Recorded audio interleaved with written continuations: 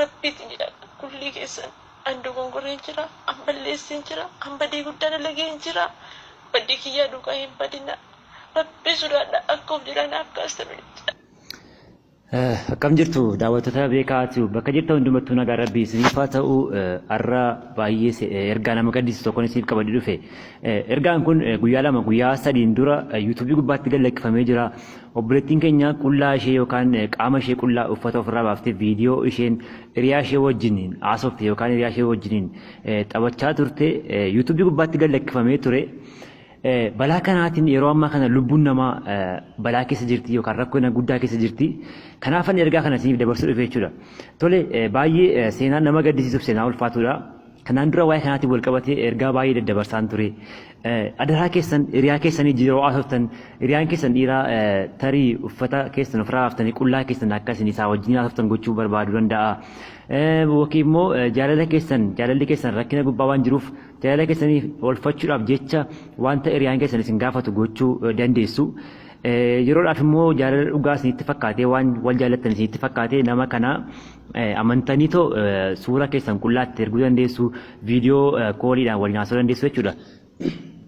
Kanaaf inni kun deemee gaaf tokko walitti bu'iinsi waan jiruuf rakkoon tokko waan isin qunnamuuf gaafa walitti buutan viidiyoon isin har'a gaafa nagaa gaafa jaalalaa waliif ergitan sun viidiyoo kana qilleensa gubbaa oolee yuutuubii gubbaa oolee feesbuukii gubbaa oolee rakkoo isin irratti fiduu danda'a jedhee guyyaa hedduun dubbadhee ture jechuudha.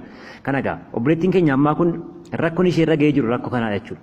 Kanaaf ergaa naaf ergitee jirti ergaa kanaan isin dhaggeeffachiisaa ergaa kana isin dhaggeeffachiisuu kootiin dursa garuu ergaan isiniif dhaamsan isiniif dhaamuun qaba obboleettii kootiifis gorsan kennuuf nan qaba waan ta'eef haga dhumaatti na waliin turaa na dhaggeeffadhaa adaraa keessan sheer gochuudhaan nama viidiyoo gubbaatti viidiyoo ishee kana gallakkisee jiru kana maqaa isaa dha'uun barbaadu maqaa yuutuubii isaatiin dha'uun barbaadu hedduun keessan agartanii jirtu dogoggora guddaa dogoggoree jira. Akka inni viidiyoo kana rimuuf godhu yookaan viidiyoo kana yuutuubii irraa balleessuuf adaraa obbolummaan isin gaafadhaa sheer gochuudhaan biraan akka isin naageessan hin barbaada.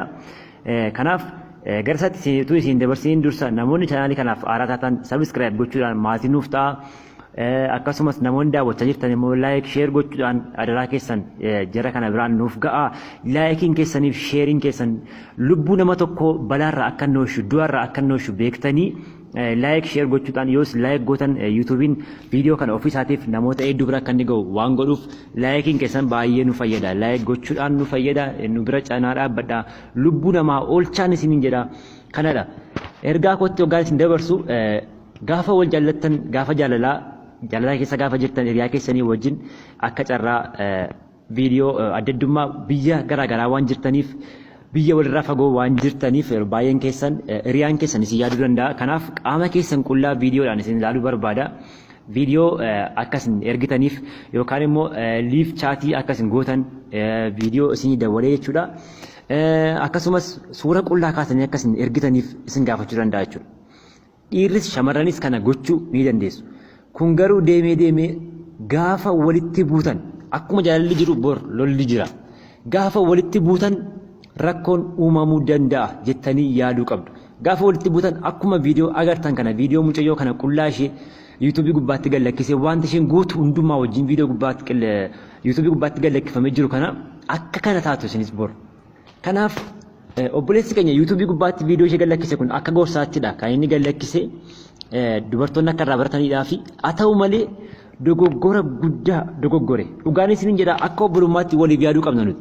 Viidiyoo sana daawwadheen jira koomentii gubbaatti barreesseen jira maaliif walii yaaduu dadhabna obboleettiin keenya kun bor rakkoon tokko yoo irra ga'e itti gaafatamummaa fudhata jedheetan koomentii gubbaatti barreesse lubbuu ishee balleessuu dandeessi maatii ishee gaafa dhagaan rakkoo akkamiitu uumamaa maaliif obboleessa koo rakkoo kana maaf goote jedheetan koomentii gubbaatti barreessan ture viidiyoo kana gallakkisuun turan ture jedheetan viidiyoo koo sana waan isin ajaa'ibu namni kun laayik godheet bira darbe binnis balleessaa qaba jedheetiin mitiyanii balleessaan isaa viidiyoo ishee poost gochuun irra ture akka gorsaatti haa ta'uyyuu malee adaraa keessan akka inni viidiyoo kana irraa rimuuf godhu akka inni irraa balleessuuf biraan nuuf ga'a.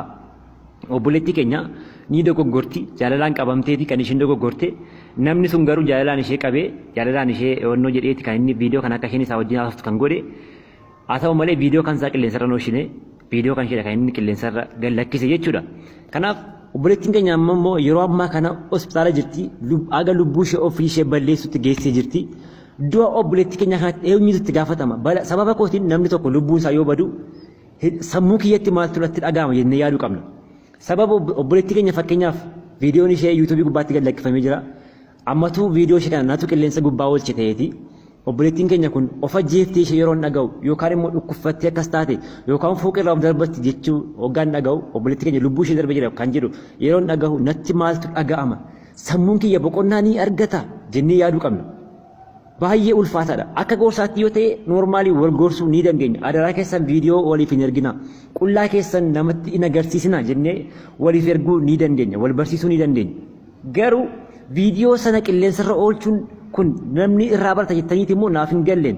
Namni irraa barataadha moo qilleetii ishee dogoggora ishee namni arguudha moo maal akka ta'e naaf hin galle. Kun dogoggora guddaa akka ta'e irra deddeebiin sitti himachuudha. Kanaaf adaraa keessan viidiyoo koolii yoo damaaf dawwaltan qullaa keessan namatti hin agarsiisina. Qullaa jechuun ikkoo baay'ee ulfaataadha.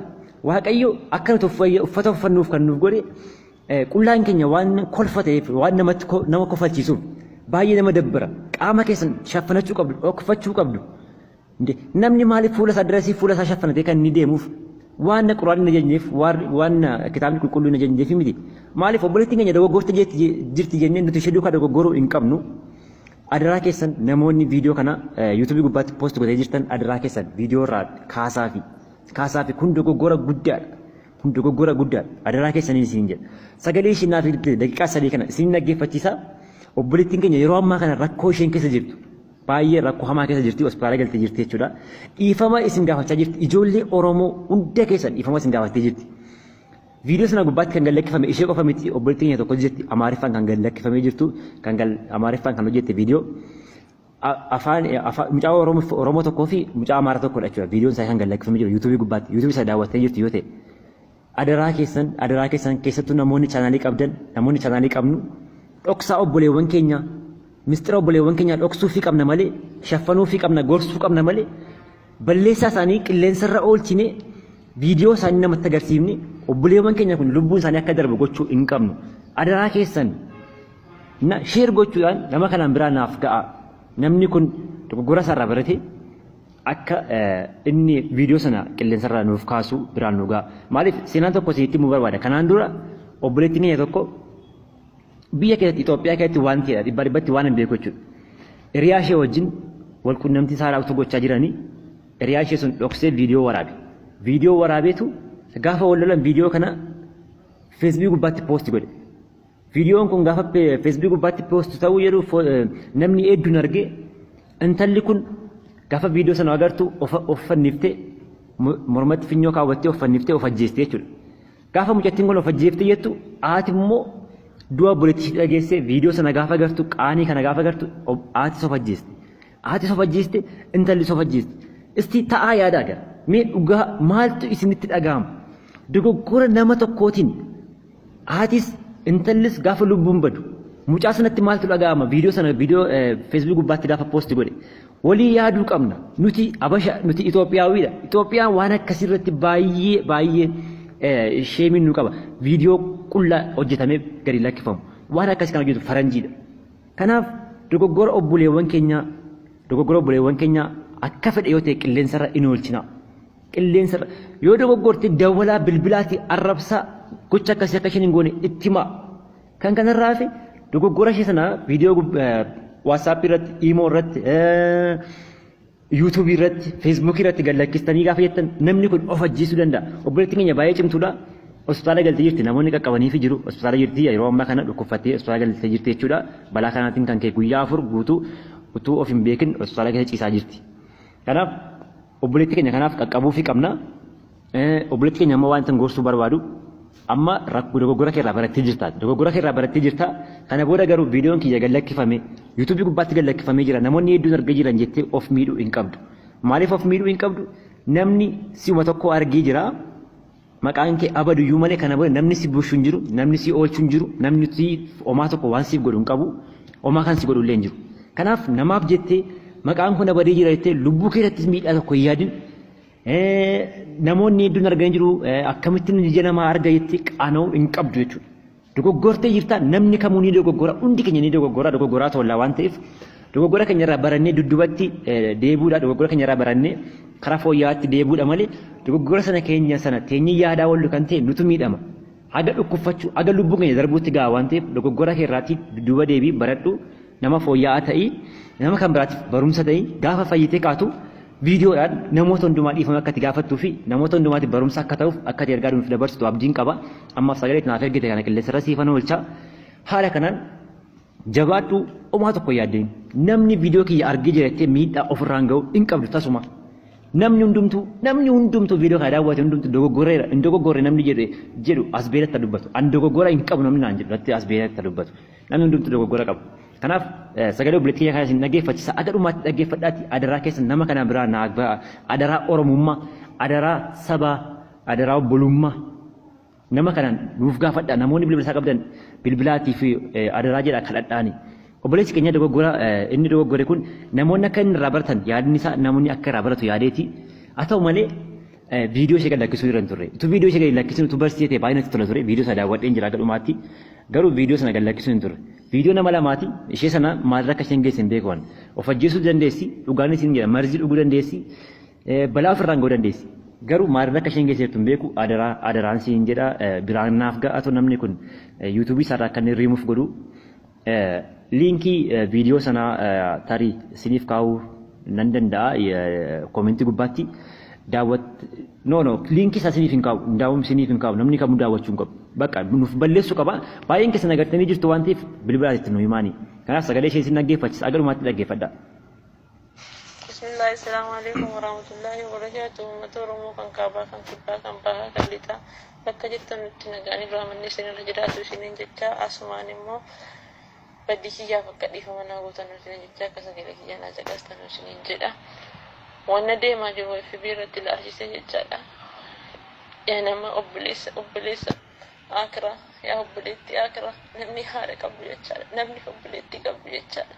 Namni guyyaa tokko jaalalli qabi guyyaa tokko dongortee beektu jechaadha rabbii keessa sodaadha jechaadha maqaa rabbiiti jechaadha kulli keessa an dogongoreen jira an balleesseen jira an badii guddaa dalagee hin jira badii kiyyaa duukaa hin badina rabbii sodaadha akka of jedhan akka astamu jechaadha an wallaahi nama gocha akkana dalagu miti yookaan nama waan akkanaa keessa oolu miti jechaadha wallaahi nama waan akkanaa keessa oolu miti jechaadha kan na beekutu na beekaa annama waan akkanaa keessa oolu miti jechaadha laftan oolu bakkasii miti jechaadha garuu sheexana usubillahi min sheexana rajim sheexana na dogongorsee sheexana na dhufeen harkaa akkasuma godhee an akkamitti akkan akkas ta'es anaaf iyyuu kun gaaffiidha akka of jalaa naa kaastan isiniin jedha kabajaaf jaalaan obboleessa musliimaa obboleettii musliimaa ilmaan oromoo kan kaabaa kan kibbaa kan bahaa kan lixaa kan kaaba jirtu kan bahaa jirtan kan lixa jirtan adaraa oromummaa adaraa lammummaa adaraa sabummaa akka of jalaa naa kaastan isiniin jedha kabajaaf jaalaan wallaahi mucaa kanammoo jechaadha sadarkaa kanarraan dhaga'aatti sin abdanne sadarkaa kanarra geessaaf isin yaadne yeroo inni gaa akka dhugaan attaasoo natti fakkaata jechaadha yeroo nafaan isaa damma dibatee dhadhaa dibatee naanaasa'u jechaadha kanaaf isiniin jedha lammii kiyya akkana bira dhaabbattan akka na gargaartan. Dhiifama asirratti gidduu seenuu kan hin barbaadee fi obboleewwan keenya dhiiraa ijoolleen shamarranii yeroo nuti isaanii waliin haasofnu viidiyoo isaan nuuf erguu danda'u qullaa isaanii asirratti garuu obboleettii kan kee haadha kan kee qullaa ishee akka bakkee baaftetti yaaduu qabdaan namni gocha akkasii goote kun akka haadha kan kee qullaa ishii viidiyoo gubbaatti yuutuubii gubbaatti gallakkisteetti yaaduu qabda akka obboleettii kan kee viidiyoo gubbaatti gallakkisteetti yaaduu qabda an sammuu baay'ee namni sammuu qabu kanan godhu namni akkamittiin hiriyaa isaa jaalallee isaa har'a walloodha jedhee viidiyoo isaa akkamittiin viidiyoo isheen qullaa ishiin jirtu yuutuubii gubbaatti gallakkisa adaraa keessattuu ijoolleen dhiiraa rakkoo dogoggora kanarraa barachuu qabna nuti ta'uu hin qabu bakka obboleettiin eenyutu lubbuun obboleessa jiraatti eenyutu gaafatama lubbuu isheetiif kanaaf adaraan isiniin jedhaan namoonni jaalallee qabdan jaalallee keessa wajjin namoonni haasoftan viidiyoo isheen qullaa siif ergite qilleensarra hin oolchin yoo dhuguma dubartii dhalatte ta'e yoo dhuguma haadha dubartii si dhalee ta'e yoo dhuguma obboleettii qabaatte adaraa keessan viidiyoo dubartii qilleensarra hin oolchina baay'ee dogoggora guddaa dogoggoree jira namni kun rabbi sitti araaramu yoo dhuguma nama taate dhiifama gaafadhatillee bayi dogoggoreen jira obboleettii keenya viidiyoo ishee gallakkisuun narraan turre jedhi dhiifama gaafachuu qabdaan. Yoo necha ana hospitaalan jira egaa har'a guyyaa afuraffaa hospitaalan ture Yaalamni kiyya akkana jalaa kaaftan akka of jalaa naa kaastan suuraa koppii godhamee jiru suuraa sheerii godhamee jiru kana jecha kuniitu waan tokko irra yoo ga'e kan na duuka canna qabu isin yaalamni kiyya utuu isin qabu maafan badda yaa saba kiyya rabbi kiyyaatti bahe isinitti maafan hin ba'a rabbi kiyyaa ta'u badhe rabbi kiyyaa naa isa lammii kun isinis naa isa saba koo balleesseera badii guddaa dalageera badii kiyyaa naa isa ifa manaa godha akka of jalaa naa kaastan akka koppii isin jala kee kan akka of jalaa naa kaastan kulliin keessan kan qaba kan bahaa kan lixaa jechaadha. Obboleessa akira obboleetti akira jechaadha kulli keessan akka of jalaa naaf fuutamin isiniin jedha asumaan kabajaaf jaalalaan obboleeyyan akira namni boriitu guyyaa rabbitti namni boriitu fuula rabbii dhaquutti akkatti amantanii jirtan jechaadha akka of jalaa naa kaastan akka biyyoormaa keessatti irraa obboleeyyan akira biyyoormaa keessatti maddalamee biyyoormaa keessatti nama warra dafee biyya obboleessa akira obboleetti akira yaa lammii yaa oromoo yaa saba koo bakka jirtan naaf dhaabadhaan isiniin jedha kabajaaf jaalalaan. Kana fakkaataa dhageessanii jirtu adaraa imimmaan buusaadha bu'aadha kan isheen sagalee kana naaf ergite obboleewwan koo adaraa keessan sheer gochuudhaan nama kanaan biraa naaf ga'a adaraa keessan anis dhaqee koomentii gubbaatti nan barreessaa viidiyoo kana akka inni irraa nuuf kaasu adaraa obbolummaa yoo dhuguma oromoo taate viidiyoo kana irraa kaase yuutuubii irra yoo dhuguma oromoo taate yoo dhuguma obbolaa ijoollee obbolaa shamarran oromoo yoo qabaatte akkasuma yoo dhuguma haadha qabaatte yoo dhuguma obboleettii qabaatte viidiyoo kana yuutuubii irra nuuf kaasi jedhaatu itti himaa hundi keessan. Namni kun kaasuu qaba. Maaliif obboleettiin keenya kun lubbuu ishee darbuu hin qabu. Dogoggora bakka dogoggortee jirti namni inni dogoggora namni inni dogoggorre biyya lafaarra hin jiru. Kanaaf gargaaranis ni jedha sheer gochuudhaan biraan nuuf ga'a. Namoonni kaan immoo dogoggora obboleettii keenyarraa baratanii akka hin dogoggorre. Qullaa keessan footoo keessan akka namatti hin ergine. Viidiyoo koolii nama wajjin haaseenaa bakka waan namni godhu hin beekan. Kanaaf of eeggachuu akka isin qabdaniif ergaa kana siif dabarsuu barbaade obboleettii keenya immoo cinaa dhaabbadhaatu gargaara jabaadhu jedhaanii waan hordoftaniif galatoomaa.